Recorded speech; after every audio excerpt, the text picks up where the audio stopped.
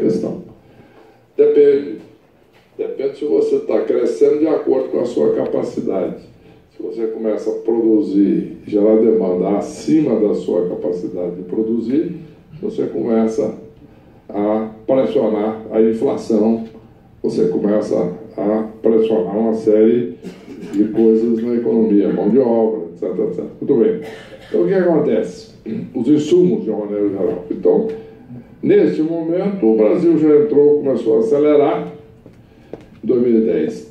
Só que existia, e aí eu vou falar de novo na questão que a natureza não dá saltos, existia uma teoria básica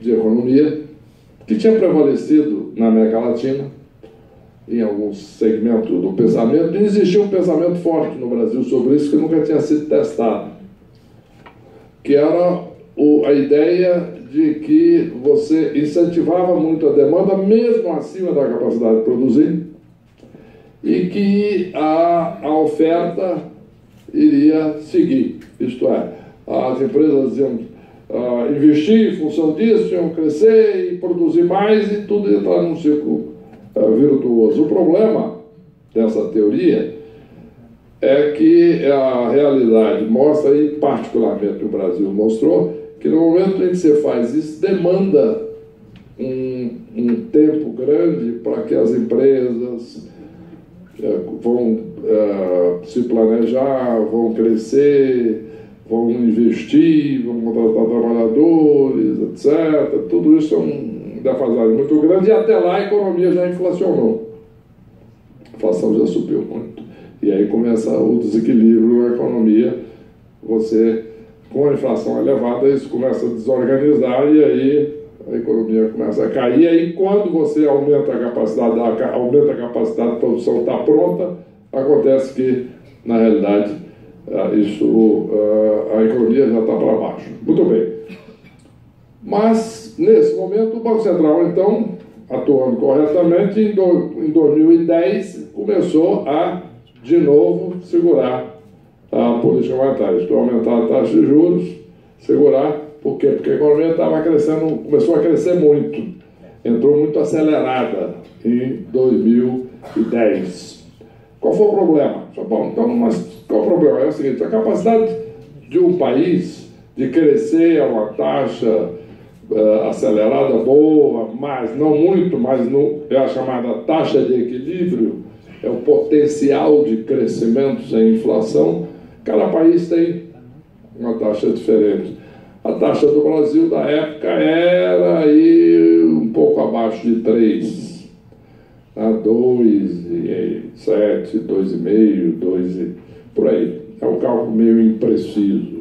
É 2,5 a 3. Vai? E o Brasil entrou acelerando para crescer a mais de 7. Muito bem. O Banco Central apertou a política para trazer isso, começar a trazer isso mais para baixo. E equilibrar e continuar crescendo por muitos anos. Porque o problema não é dar um salto de crescimento. Isso aí é uma coisa que o Brasil tem feito muitas vezes na história. É o chamado voo de pato. Acelera, entra em crise, cai. Acelera, entra em crise, cai. Então, o que nós temos é que manter um voo constante. Ou da águia. E não é à toa que em alguns países tem a águia como símbolo. Tá? Então, o que é que nós temos? Então, é um voo estável e de longo curso. Então, o que acontece? No entanto, as autoridades fiscais, naquela época, que acreditavam nessa política chamada demand side, né? Que é a política gerada, impulsionada pelo consumo, as autoridades fiscais começaram a acelerar ainda mais os gastos públicos para continuar acelerando, e a economia já estava acelerada. Muito bem, então nós ficamos aí, começou o primeiro descompasso entre política monetária e política fiscal. Política fiscal procurando expandir, mais ainda é a política monetária procurando contrair. Então já houve o primeiro desequilíbrio na economia, já em 2010. Isso se acentuou, porque em 2011 nós tivemos então a eleição de uma presidente que decidiu bancar essa política e acelerar mais, de convicções firmes nessa política de impulsionamento pela demanda, pelo consumo. Como eu disse, voltando ao que eu falei no começo, a natureza não dá saltos. Então, existia na América Latina, principalmente, essa teoria do impulso pelo consumo, chamado demand side, e isso era inevitável que cedo ou tarde isso fosse aplicado no Brasil, e foi. Muito bem. Então, a Previdente começou a acelerar ainda mais o impulso fiscal, né? Gastando mais. E a economia tinha crescido 7,5% em 2010, estava já funcionando acima da capacidade. E o governo começou a gastar mais, e o Banco Central, que estava já, tinha, como eu mencionei, adotado uma política de contenção, né? Uma política de equilíbrio, o que aconteceu? Surpreendentemente, em agosto de 2011, o Banco Central cortou a taxa de juros, ajudando a botar mais impulso ainda na economia de 2011.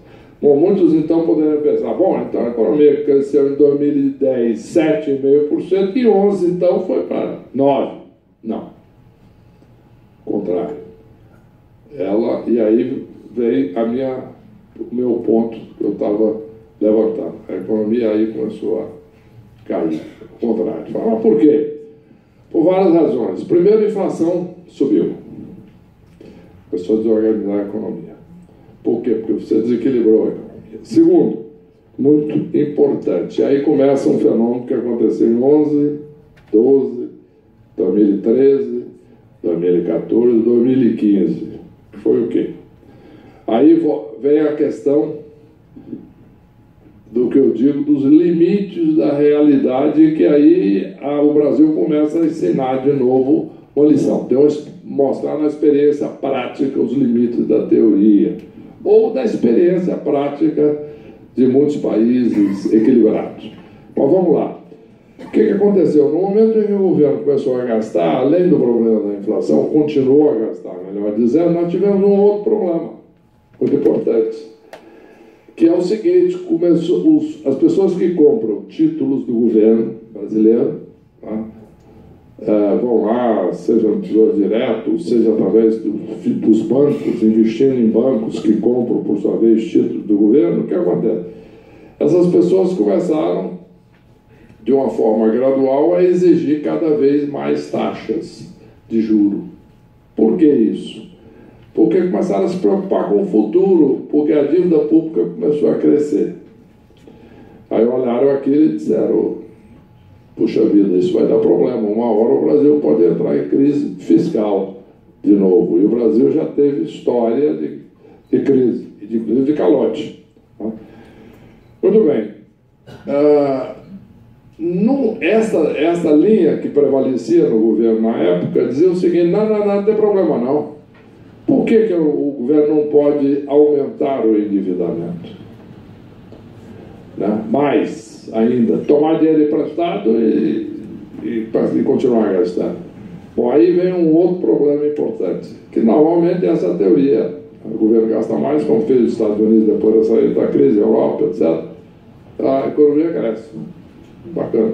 Só que é o seguinte: no momento em que as pessoas começam a se preocupar com a solvência do governo, se o governo vai ser capaz de pagar essa dívida lá na frente, aí o negócio começa a complicar, porque aí eles começam a demandar todos os investidores mais e mais taxas de juros para comprar um título do governo.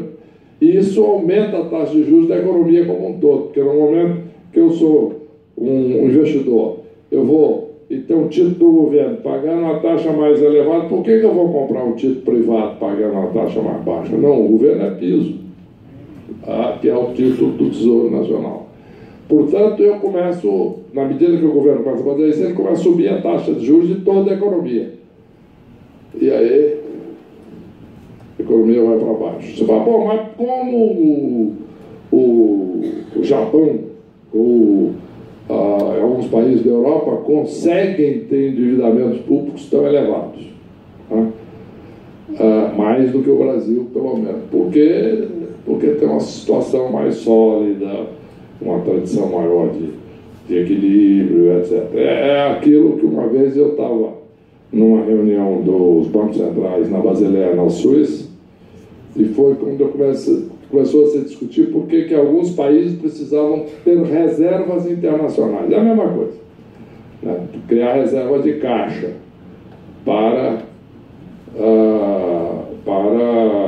assegurar previsão de crise. Isso tem sido fundamental para o Brasil, reserva internacional, para prevenir crises na área externa. Aqui eu já estou falando um pouquinho aqui da questão externa, mas que é similar, né? Vai subir muita dívida externa, é importante que você tenha reserva de caixa para diminuir isso. Eu estava sentado lá, senta na Basileia por ordem alfabética. Estava sentado do meu lado o presidente do Banco Central do Canadá. E eu era um bom amigo. Num certo momento ele virou, no meio daquela discussão, discutir a China, porque a China tinha $1 trilhão de reserva, o Brasil naquela época já estava aí aproximando dos 300 bilhões. E aí virou o presidente do Banco Central do Canadá e me diz: ô Henrique, nós no Canadá não precisamos de reserva internacional. Por que você precisa de reserva internacional no Brasil? Eu virei para ele, chamava-se Marco. Falei: Marco, o dia que você estiver chamando o Brasil de uma economia avançada, nós não vamos mais precisar de reserva. Enquanto você estiver chamando o Brasil de economia emergente, nós precisamos de reserva. Evidentemente foi uma maneira de mostrar para ele, porque dependendo de chamar o Brasil de economia avançada, não vai resolver o problema. O problema é, ele estava expressando uma realidade. Nós não somos uma economia consolidada, etc. Então nós precisamos ter reserva internacional, nós precisamos ter um determinado limite de endividamento público. A realidade mostrou que mesmo no exterior também tem. Esse país da Europa começaram a quebrar também. E aí quebrou a Grécia, quebrou Portugal, a Espanha também quebrou, e foi por aí, né? Principalmente o sul da Europa. E a Suécia também teve problema antes. Mas então, o que acontece? Mas o problema é que um país mais instável, com histórico de crises, ele tem limites menores de endividamento. Simples quanto isso.